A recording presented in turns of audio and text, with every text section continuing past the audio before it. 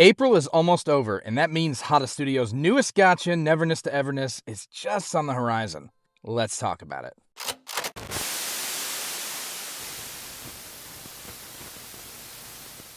Neverness to Everness is a supernatural open-world ARPG taking place in the spanning metropolis of Hethereau.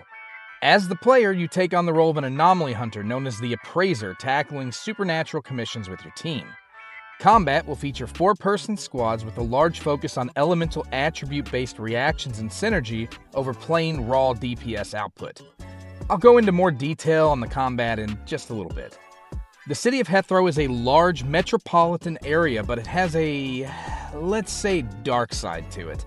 Anomaly hunters will eliminate or contain various anomalies, taking on various forms through trials. The theme of the game sort of ties to a distorted reality, and it shows. Some of the anomaly creatures I've seen are like straight out of a horror flick. But combat and running missions aren't the only draw to the game.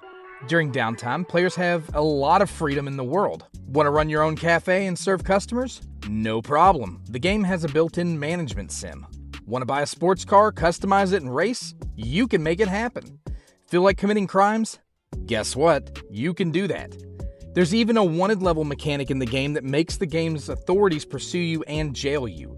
That's right, you can go to prison, and if you go to jail, your options are to work your way to freedom, pay a fine, or simply try your luck at a jailbreak. There's player housing and a property management system, minigames, romance options, bank heists, and more. Not only that, it's been confirmed the game will have co-op options as well. Some gameplay elements blend first and third-person views as well, really lending to the variety of content offerings that NTE is bringing to the table. Combat is mostly standard fare in terms of layout. Basic attack, skill, ultimate, parry, dodge, elemental reactions. All pretty common factors you'd find in similar games in the genre. The difference here occurs with the way in which those elemental reactions are actually implemented. Elements don't fall into your usual fire, water, wind, electric system. Instead, the 6 elements are sorted into a wheel and set up so that the interactions work in a clockwise fashion. Starting from the 12 o'clock position, we've got Cosmos, Anima, Incantation, Chaos, Psyche, and Lakshana. These 6 elements create 6 different reactions with 6 different effects. Cosmos and Anima make Blossom, which spawns a flower that attacks targets dealing area damage. Anima and Incantation make Hexed, which triggers follow-up damage on enemies. Incantation and Chaos make Scorch, which causes damage over time for 15 seconds. Chaos and Psyche make Nova, which causes a large burst of damage after a 5-second delay. Psyche and Lakshana make Stain, which causes targets to take additional Psyche and Lakshana damage for 12 seconds. And finally, Lakshana and Cosmos make Remora, which marks the target and slows their movement and attack speed. The game's combat system puts a heavy emphasis on focusing on elemental reactions and their various effects. If you're playing Arknight's Infield presently, you've likely seen some of this type of elemental reaction setup, but NTE takes that concept to a whole other level with their implementation. The interplay of the elemental wheel is a really neat concept, and from what I've seen, it looks like it's going to be a lot closer in terms of combat to what I expected from Infield originally prior to its release. Players start by taking control of their chosen Esper and building up Esper Cycle Charge. Once the charge is full, swapping to an Esper whose element sits to the right of the current Esper's element in the wheel will trigger an elemental reaction. That puts a lot of method to the madness in both your strategic swapping of characters as well as the swap order. The system itself is decently simplistic and it has a lot of elements similar to other systems in other gacha, but its unique aspects shine really brightly.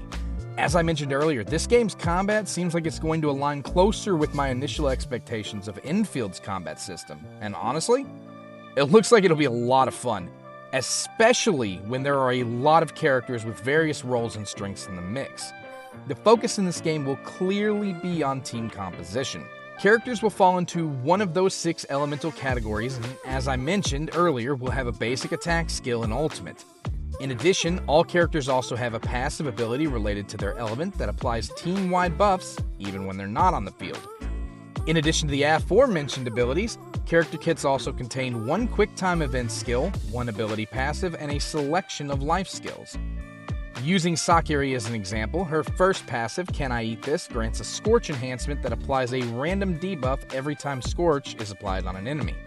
Her second passive, Impish Trick, increases her entire team's attack after using her ultimate, and her life skill, Dessert Gourmet, has various effects on a shop you put her in charge of. In terms of the game's grind, most gacha players know that usually comes in during the gearing phase. All reports indicate that the grind shouldn't be too severe, but the system is a little different from normal systems.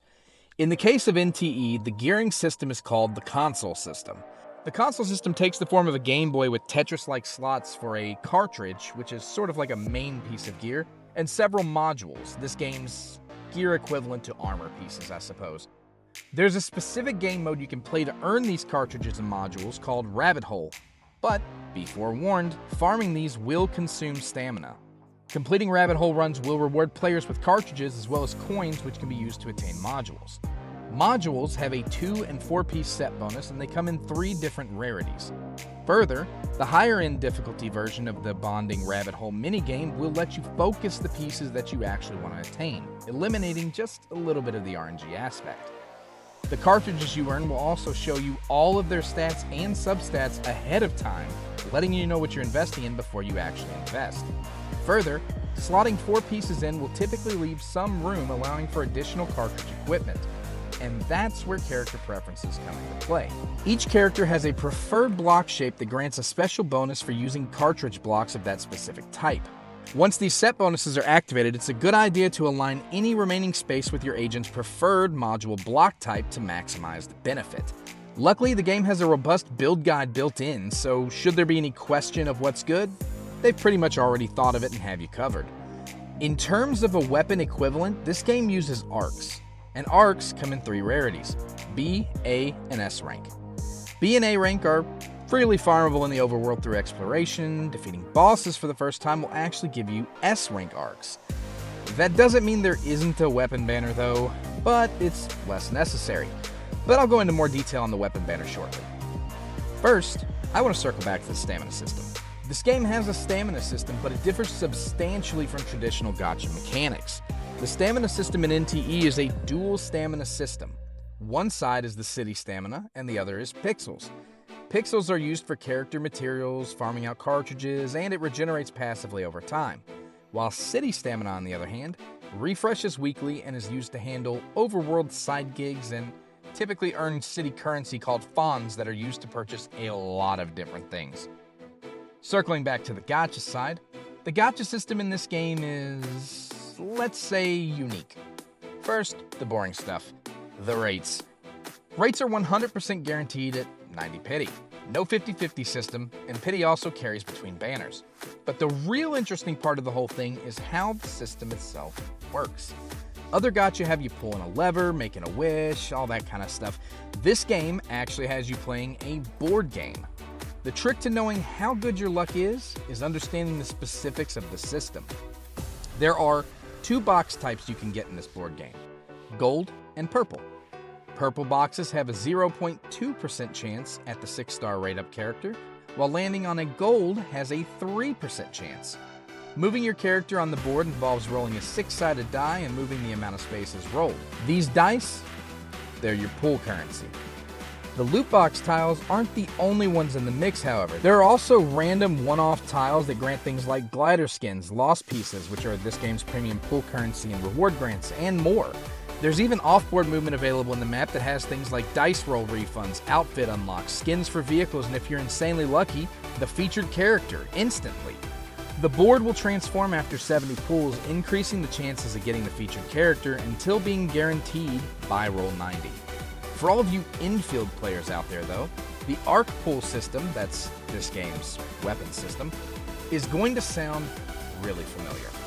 Pulls can only be done in sets of 10, and you're guaranteed an S rank after 6 attempts at a rate of 25.75 for the banner, and after 8 attempts you're guaranteed the featured rate up arc.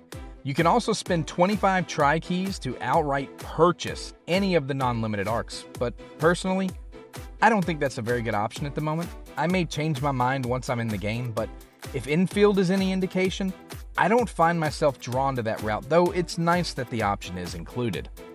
You can also buy pull attempts for the arc banner using fons, and as far as I've been able to tell with my research, it seems like it won't just be a one and done kind of thing.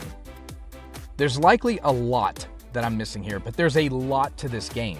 The one thing we did receive from the recent developer livestream is a full breakdown of the rewards players can expect on launch, and man, does it look enticing. Right off the rip, we're looking at 120 easily attainable pulls, over 470 total pulls through playing, a free S-Class character and arc, a first-time character selector after 50 rolls, and more. Before I jump in though, quick definition of the resource types. My buddy Styx posted a great translation guide, which I'll put up on the screen here.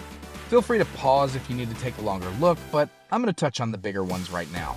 Annulite is your basic pool currency, Rift Crystals are your paid premium currency, Fabricated Dice are your standard pools, Solid Dice are your limited pools, and Tri-Keys are your Arc pool currency. Okay, now let's break down the rewards. Let's start off diving into the pre-registration rewards everyone will get instantly. A-Class character Haniel, an Officer Whisker Glider livery, 20 Fabricated Dice, as well as 30,000 Beetle Coins and 20 Elite Hunter Guides. This pretty much lines up with offerings from other games, so nothing too earth-shattering, though I will still always repeat this. 20 free standard pools just for existing is always super nice and a welcome bonus. There's also a 14-day login event that's going to give you the A-Class character Aurelia, the S-Class Arc, Stellar Veil, and 12 solid dice. Aurelia comes at day 3, the Stellar Veil at day 10, and the other 12 days offer 1 solid dice each. Next up is the Strange Encounter starter banner that gives you 20% off your first 5 10 pools and lets you select an S-ranked character from the standard pool at 50 pools. Options include Sakura, Baikong, Hathor, Fadia, Daffodil, and Ji-Yuan. Personally, I'm aiming for a Cosmos and Anima team to hyper-focus on Blossom reactions, so my pick will likely be for Ji-Yuan, but honestly, you can go for anybody who interests you specifically.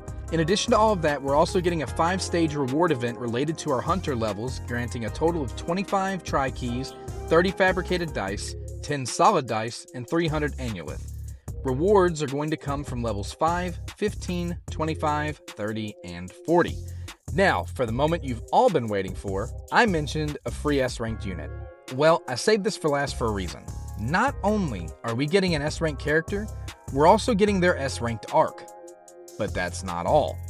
They're straight giving us all 6 of her mind shards and 5 copies of her arc. They're giving us a fully maxed out S-ranked character and arc for free through City Tycoon gameplay. The character in question is the S-ranked Cosmos character Cheese. She falls under the DPS damage dealer tags, and honestly, I'm pretty excited to see what a full potential tree character is going to play like in NTE. The game is also launching with outfits in the store, something I still feel Infield should have done, as well as multiple collabs, including a Persona 5/5X and Tower Fantasy one that brings their music tracks into the game, an Opera GX collab, whatever that means, no clue how you would collab with a web browser tool, and apparently they're even collaborating with Porsche. Yeah.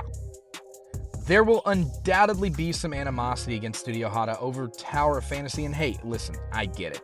It's not easy to come back from negative stigma, but I encourage everyone whose interest is even remotely piqued to give this one a shot.